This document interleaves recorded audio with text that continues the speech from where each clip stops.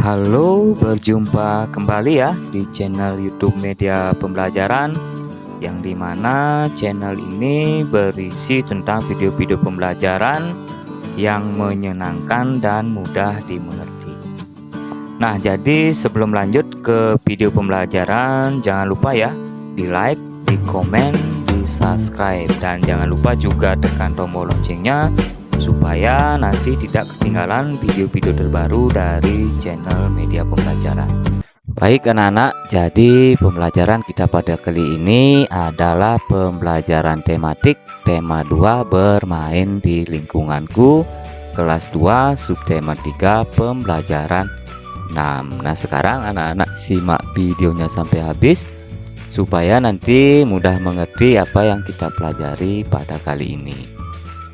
Baik, langsung saja ke pembelajaran. Nah, masih ingatkah kamu dengan kebiasaan Benny? Ya, ia biasa bekerja sama dalam permainan. Nah, apa saja yang dilakukan Benny bersama teman-temannya? Pernahkah kamu melakukan permainan seperti yang dilakukan Benny di sekolahmu? Nah, ini adalah gambar Benny yang sedang bermain dengan teman-temannya. Nah, di sini Benny bermain sepak bola. Nah, mungkin dari anak-anak ya, khusus yang laki-laki biasanya pasti sering bermain permainan sepak bola ini. Bacalah teks percakapan berikut dengan cermat. Nah, di sini ada teks percakapan antara Dayu dan Benny. Nah, sekarang anak-anak simak dengan baik. Apa saja tata tertib dalam bermain sepak bola? Tanya Dayu kepada Benny. Nah, di sini Benny pun menjawab, setiap anggota harus mematuhi aturan dalam permainan. Untuk apa? Tanya si Dayu. Agar permainan berjalan dengan tertib. Penonton juga harus tertib. Penonton tidak boleh melempar benda-benda ke tengah lapangan. Kalau tidak tertib, akan mengganggu proses permainan, jawab si Benny. Sama seperti tata tertib di sekolah ya. Jika tata tertib tidak dipatuhi, pasti timbul akibat yang kurang baik, kata si Dayu. Benar, kalau tata tertib di sekolah dijalankan, akan bermanfaat dalam kehidupan kita. Kita akan terlatih untuk lebih disiplin. Selain itu, kita juga terbiasa hidup rapi dan bersih. Kita juga terlatih untuk bertanggung jawab dengan kegiatan yang kita kerjakan, serta membiasakan diri untuk ramah kepada orang lain.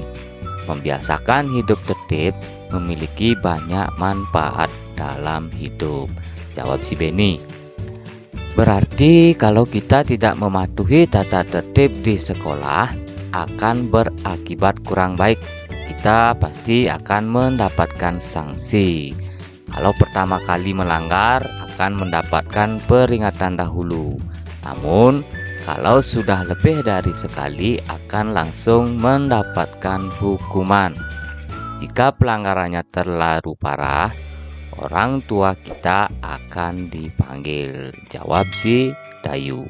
Nah, ini adalah tadi cerita antara Dayu dan Benny yang dimana mereka ini membahas tentang tata tertib. Nah, jadi tata tertib itu harus ditaati ya anak-anak, agar nanti hidup kita akan terlatih lebih disiplin. Nah, selain itu juga nanti kita akan terbiasa hidup rapi dan bersih. Apa yang kamu ketahui tentang sepak bola? Nah, coba ceritakan apa yang kamu ketahui tentang sepak bola. Kemudian bacalah teks berikut dengan lancar. Nah, sekarang kita baca bersama-sama. Sepak bola.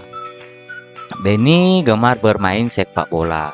Satu tim sepak bola terdiri atas 11 orang pemain inti dan beberapa pemain cadangan. Nah, sepak bola bertujuan untuk mencetak gol sebanyak-banyaknya dengan menendang bola ke gawang lawan. Nah, di sini permainan sepak bola ini terdiri di satu tim terdiri 11 orang pemain inti dan ada juga beberapa pemain cadangan. Sepak bola dimainkan di lapangan rumput yang berbentuk persegi panjang. Hanya penjaga gawang saja yang berhak menyentuh bola dengan tangan di dalam daerah gawangnya. Nah, 10 pemain lainnya diizinkan menggunakan seluruh tubuhnya selain tangan. Nah, di sini di dalam pemain hanya penjaga gawang saja yang diperbolehkan menyentuh bola menggunakan tangan. Sedangkan itu 10 pemain yang lain itu hanya menggunakan tubuhnya selain tangan. Nah, tangan tidak diperbolehkan ya di 10 pemain yang lain. Tim yang mencetak gol paling banyak pada akhir pertandingan adalah pemenangnya. Nah, jika hingga waktu berakhir skornya masih imbang, dapat dilakukan undian, perpanjangan waktu atau adu penalti. Wasit menggunakan peluit untuk memulai permainan, pelanggaran, dan akhir permainan. Nah, di dalam sepak bola ini yang memimpin pertandingan itu namanya wasit. Nah, sekarang anak-anak diskusikan dengan temanmu makna kata berikut. Buatlah kalimat dengan menggunakan kata-kata tersebut. Nah, sekarang kita akan mencari makna kata yang terdapat dalam bacaan tadi. Nah, di sini ada 5 kata. Ada tim, inti, gol, gawang, dan penalti. Nah, sekarang kita akan cari katanya. Lalu nanti anak-anak bisa membuat kalimatnya. Nah, di sini ada kata tim. Nah, tim ini maknanya atau artinya adalah kelompok atau regu. Nanti anak-anak bisa membuat kalimatnya. Misalnya, satu tim di dalam sepak bola terdiri dari 11 orang. Nah, itu contohnya. Setelah itu ada inti. Nah, inti ini maknanya atau artinya paling pokok atau penting. Nah, nanti anak-anak bisa ya mencari contoh kalimatnya menggunakan kata inti. Setelah itu ada kata gol. Nah, gol ini maknanya atau artinya masuknya bola ke dalam gawang. Nah, setelah itu ada kata gawang. Nah, gawang ini maknanya 2 tiang yang berpalang sebagai tempat sasaran memasukkan bola. Nah, setelah itu yang terakhir di sini ada penalti. Nah, penalti ini maknanya adalah tendangan atau tembakan hukuman karena melanggar peraturan permainan. Nah, ini adalah makna dari kata tim, inti, gol, gawang, dan penalti. Nah, dalam bermain sepak bola, alat yang dipakai adalah peluit, bola, dan kartu. Ayo amati benda-benda tersebut. Tuliskan ciri-ciri dari benda-benda tersebut. Nah, di dalam bermain sepak bola itu alat biasanya yang dipakai adalah peluit, bola, dan kartu. Nah, sekarang kita akan mengamati benda-benda tersebut. Nah, yang pertama ada peluit. Nah, ini adalah gambar peluit ya. Sekarang kita akan cari tahu ciri-ciri dari peluit. Nah, yang pertama kita lihat di sini peluit ini ciri-cirinya banyak warnanya. Ada warna hitam, ada putih, merah, dan biru. Dan ada talinya dan bisa ditiup ya, ditiup dan mengeluarkan bunyi. Nah, itu ciri-ciri peluit dan termasuk juga benda padat. Selanjutnya ada bola. Nah, di sini ada bola.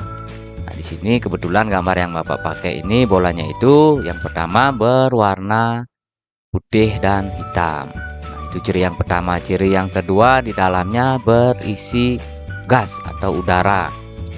Selanjutnya bola itu bentuknya bundar. Nah, yang terakhir misalnya bola itu termasuk benda padat. Nah, jadi inilah ciri-ciri bola. Nanti anak-anak bisa langsung amati ya bola yang anak-anak punya nanti atau bola yang anak-anak pernah lihat. Selanjutnya ada kartu dalam sepak bola. Nah, di dalam sepak bola ini ada namanya kartu. Nah, kartu ini adalah digunakan untuk memberikan peringatan kepada pemain yang melakukan pelanggaran. Nah, di sini ada 2 kartu merah dan kartu kuning.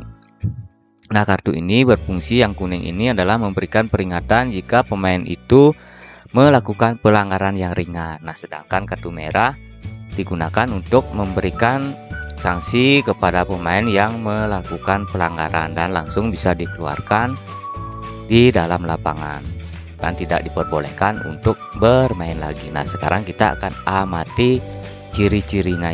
Yang pertama, ciri-cirinya telah kita lihat di sini, bentuknya persegi panjang dan warnanya ada dua, yaitu warna kuning dan warna merah, dan terbuat dari kertas.